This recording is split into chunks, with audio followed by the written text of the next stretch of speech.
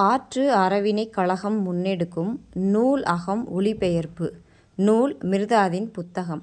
அத்தியாயம் 8. மலை வீட்டில் 7 துறவிகளும் மிர்தாதைச் சந்திக்கிறார்கள். அத்தியாயம் 8. மலை வீட்டில் 7 துறவிகளும் மிர்தாதை சந்திக்கிறார்கள். நரோண்டா. மிக்காயனும் நானும் அன்று காலை வழிபாட்டிற்கு செல்லவில்லை. சமாதம் அதை அறிந்து கொண்டார். நாங்கள் தலைவரை சந்தித்ததையும் தெரிந்து எங்கள் மீது வெறுப்பு கொண்டார். ஆனால் அவர் அதை வெளிக்காட்டிக் கொள்ளவில்லை. இன்னொரு சந்தர்ப்பம் ஏற்படும் போது பார்த்து கொள்ளலாம் என்று விட்டுவிட்டார். நாங்கள் அவ்வாறு நடந்து கொண்டதற்கான காரணத்தை அறிய மற்ற தோழர்கள் ஆவல் கொண்டார்கள். வழிபாட்டிற்கு எதிராக எம்மை திருப்பி விட்டது தலைவர்தான் என்று அவர்கள் நினைத்தார்கள். தலைவர் எங்களை இரவு நேரத்தில் தனியாக அழைத்து தம் அடையாளத்தை தெரிவித்திருக்க வேண்டும் என்றும் அவர்களில் சிலர் நினைத்தார்கள். அவர் ஒரு தலைமறைவு ஆள் என்பதை அவர்கள் யாரும் நம்பவில்லை. ஆனால் அவரை சந்தித்து பல விஷயங்களை பற்றி கேட்டு தெரிந்து கொள்ள வேண்டும் என்று அவர்கள் விரும்பினார்கள். மடாலய பணிகளெல்லாம் முடிந்த பிறகு கருங்குழிக்கு அருகிலுள்ள குகைக்கு சென்று காலத்தை கழிப்பது தலைவரின் வழக்கம். அந்த இடத்தை மலை வீடு என்று நாங்கள் குறிப்பிடுவது வழக்கம். சமாதம் தவிர மற்றவர்கள் எல்லாம் அவரை தேடி அங்கே போனோம். அது பிற்பகல் வேளை. அங்கே அவர் ஆழ்ந்த தியானத்தில் இருந்தார். அவரது முகம் ஒளிமயமாக காணப்பட்டது. அவர் தலை நிமிர்ந்து விழிதிறந்து எங்களை பார்த்தபோது அவரது முகம் மேலும் பிரகாசம் அடைந்தது. மிர்தாத்: எவ்வளவு சீக்கிரம் நீங்கள் உங்கள் கூட்டை கண்டுகொண்டு விட்டீர்கள். உங்களை நினைக்க எனக்கு மிகவும் மகிழ்ச்சியாக இருக்கிறது. அபிமார்: மடாலயமே எமது கூடு. இந்த குகை எவ்வாறு எமது கூடாக முடியும்? மிர்தாத்: மடாலயம் கூட ஒரு காலத்தில் ஒரு குடிசையாகத்தான் இருந்தது. அபிமார்: ஆனால் இன்று? மிர்தாத்: பரிதாபம், அது ஓர் அகல் எலி வலை. அபிமார்: மகிழ்ச்சியான 8 அகல் எலிகள். 9வது எலி மிர்தாத். மிர்தாத்: ஏளனம் செய்வது எளிதானது, புரிதல் மிக கடினமானது. ஏளனம் என்றும் ஏளனம் செய்பவரையே ஏளனப்படுத்தும். உங்கள் நாக்கிற்கு ஏன் சிரமம் கொடுக்கிறீர்கள்? அபிமார்: எங்களை அகல் எலிகள் என்று குறிப்பிட்டு நீங்கள்தான் எங்களை ஏளனம் செய்கிறீர்கள். அப்படிப்பட்டவர்களா நாங்கள்? நோவாவின் நெருப்பை நாங்கள் இன்னும் அணையாமல் பாதுகாத்து வரவில்லையா? மடாலயம் ஒரு காலத்தில் பிச்சைக்காரர்களின் குடிசையாக இருந்தது. செல்வ வளம் மிக்க ஒரு அரண்மனையை விட வளம் கொண்டதாக அதை நாங்கள் மாற்றி காட்டவில்லையா?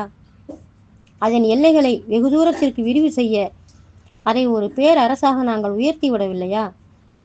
நாங்கள் அகல் எலிகள் தான் என்றால் தலை சிறந்த எலிகள் அல்லவா? மிர்தாத்: நோவாவின் தீ எரிந்து கொண்டுதான் இருக்கிறது, ஆனால் மடாலயத்தில் மட்டுமே. நீங்களே மடாலயம் ஆகவில்லை என்றால், உங்கள் இதயமே விறகும் எண்ணெயும் ஆகவில்லை என்றால் அதனால் என்ன பயன்? மடாலயம் பொன்னால் மணியால் மூச்சு திணறுகிறது. நிமிர்ந்து நிற்க முடியாமல் கிரீத்திடுகிறது. மடாலயம் உயிர் துடிப்புடன் திகழுமானால், பிணகணம் கணக்காமல் இருக்குமானால், அதற்கு எதிராக எந்த ஆழமும் நிற்க சக்தியற்றது.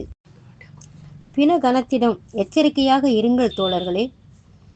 தனது தெய்வீக நலனில் அழுத்தமான நம்பிக்கை கொண்டவருக்கு எல்லா பொருட்களும் பிணகணம்தான், வேண்டாத பாரம்தான்.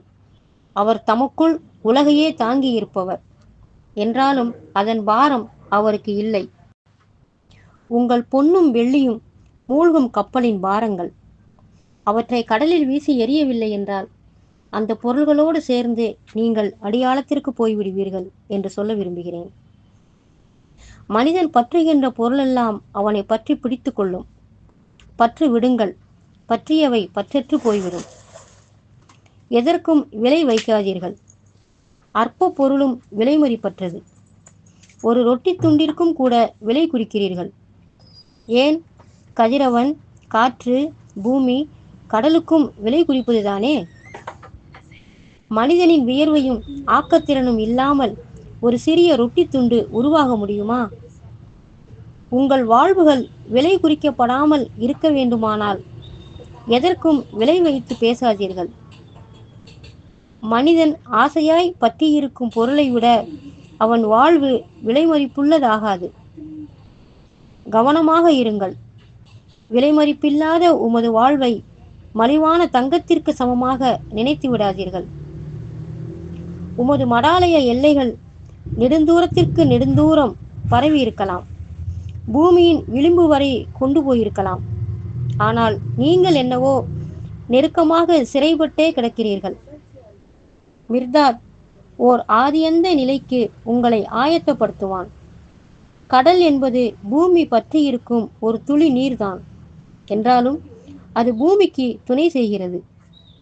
மனிதன் எவ்வளவு பெரிய எல்லையற்ற கடல்! அவனை அளக்க கால் முதல் தலைவரை அளந்துவிட்டு அவனை அளந்து கண்டுவிட்டதாக சிறுபிள்ளைத்தனமாக நினைத்து விடாதீர்கள். அபிமார் சொன்னது போல நீங்கள் எலி வலைகளைத்தான் அளக்க முடியும். இருட்டில் வலை பறிக்கும் அகல் எலி போல எந்த அளவுக்கு சுற்றி வளைத்து போகிறீர்களோ அந்த அளவுக்கு கதிரவனின் ஒளிக்கு முகம் காட்டாமல் விலகி போய்விடுவீர்கள். அபிமார், உமது சுற்று வழிகளை நான் அறிவேன். நீங்கள் சொன்னது போல உங்களிடம் அவை நிறையவே இருக்கின்றன. உலகின் சகல பேராசைகளையும் உதறி தள்ளும்போது மட்டுமே நீங்கள் தெய்வீக தன்மையை நெருங்க முடியும். ஆனால் விலகிச் செல்லும் உங்களின் பல இருண்ட பாதைகளே உங்களை இதுவரை உலகத்தோடு தொடர்பு படுத்திக் கொண்டிருக்கின்றன. உங்கள் உணர்வுகளே உங்களை சீறி தூக்கி வீசுகின்றன என்று நான் சொல்லவில்லையா? உங்கள் கடவுளின் பலிபீடத்தின் மேல் உமது பொறாமைகள் நெளிந்து ஊர்ந்து கொண்டிருக்கவில்லையா? நீங்கள் சிலர்தாம், ஆனால் இந்த சிலருக்குள் எத்தனை பெரிய கூட்டம்! நீங்கள் சொன்னபடி நீங்கள் மாபெரும் எலி வலையாளர்கள் என்றால் நீங்கள் வலை பறிப்பது பூமிக்குள் மட்டுமல்ல, கதிரவனுக்குள்ளும் விண்ணின் பல மண்டலங்களின் உலகங்களுக்குள்ளும் தான்.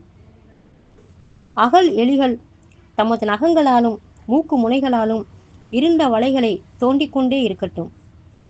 உமது ராஜபாட்டையை கண்டுகொள்ள ஒரு கண் இமையை கூட நீங்கள் அசைப்பதில்லையே. இந்த கூட்டில் அமருங்கள். உங்களது கற்பனையை கட்டவிழ்த்து விடுங்கள். இதோ இங்கே இருக்கிறான் உமது வழிகாட்டி. வழித்தடங்கள் எதுவும் இல்லாத ஒரு பேரரசின் அற்புத செல்வங்களை உங்களுக்கு இவன் காட்டித் தருவான். திடமான அச்சமற்ற இதயங்களுடன் உமது வழிகாட்டியை பின்தொடருங்கள். இவனது பாத சுவடுகள் தொலைதூர விண்மீன்களிலும் பதிந்துள்ளன. அவை உங்களுக்கு உறுதியான அடையாளம். அவை உங்கள் காலடி சுவடுகளும் ஆகும். முன்பே நீங்கள் அங்கே நடந்து சென்றதன் காலடி தடங்கள். அவை உங்களுக்குள்ளும் இருப்பவை, உங்கள் பாகமாக இருப்பவை. இதை நீங்கள் கற்பனை செய்து கூட பார்க்க முடியாது. வேர்களை விட அதிகமாக ஒரு மரம் கிளை பரப்பாது. ஆனால் மனிதன் ஆதியந்தமற்ற கால இடப்பரப்பில் பரவி திகழ முடியும். காரணம், அவன் ஆதியந்தமற்றதில்தான் வேறுபதித்து நிற்கிறான். உங்களுக்குள் எல்லை வகுத்து கொள்ளாதீர்கள். பரவுங்கள். நீங்கள் இல்லாத இடமே இல்லை என்னும்படிக்கு எங்கும் பரவி இருங்கள். இந்த உலகில் நீங்கள் இருக்கக்கூடிய வாய்ப்புள்ள எல்லா இடங்களுக்கும் பரவி நில்லுங்கள். கடவுளை காணும் வரை பரவிக்கொண்டே இருங்கள். அப்போது நீங்கள் உங்களையே சந்தித்துக் கொள்வீர்கள். பரவுங்கள், பரவுங்கள். ஊடுருவ முடியாத போர்வை என நம்பி இருளில் எதையும் செய்யாதீர்கள். இருளால் குருடானவர் பற்றி நீங்கள் வெட்கப்படவில்லை என்றால் விண்மணிக்கும் வௌவாலுக்குமாவது வெட்கப்படுங்கள். என் தோழர்களே, இருள் என்று ஒன்று இல்லை. இருப்பது ஒளியின் கூடுதலும் குறைவுமான தர அளவுகள்தான். உலகின் ஒவ்வொரு உயிரையும் சந்திக்க அமைந்த அளவுகள் அவை. உமது பட்டப்பகல் வெளிச்சம் பீனிக்ஸ் பறவைக்கு அந்தி கருக்கள். உமது அடர்ந்த இரவு தவளைக்கு பட்டப்பகல் வெளிச்சம். இரவே தன்னை மறைப்பு நீக்கி வெளிப்படுத்தி கொள்ள முடியுமானால் அது எவ்வாறு இன்னொன்றிற்கு மறைப்பாக இருக்க முடியும்? எதையும் மறைத்து மூடாதீர்கள். இன்மை என்னும் சூனியம் உங்கள் ரகசியங்களை வெளிப்படுத்துமென்றால் அவற்றின் மூடுதிரைகளும் அவற்றை வெளிப்படுத்தவே செய்யும். பாத்திரத்திற்குள் இருப்பதை மூடி அறியாதா என்ன? மூடிகள் திறக்கப்பட்டால் உள்ளிருக்கும் பாம்பு புழுக்களுக்கு துன்பம்தான்.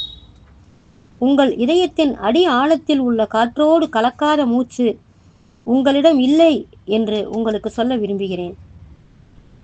தனது காமம், அச்சம், சிரிப்பு, கண்ணீர் போன்றவற்றையெல்லாம் வெளிப்படுத்தாத பார்வை ஒன்று கூட இல்லை. மற்ற கதவுகளை தட்டி பார்க்காமல் எந்த கனவும் உங்கள் கதவு தட்டி நுழைந்து விடுவதில்லை. ஆகவே எப்படி பார்ப்பது என்பதில் கவனமாக இருங்கள். எந்த கனவுகளை உங்களில் அனுமதிக்கிறீர்கள், எதை அனுப்பிவிடுகிறீர்கள் என்பதில் கவனமாக இருங்கள்.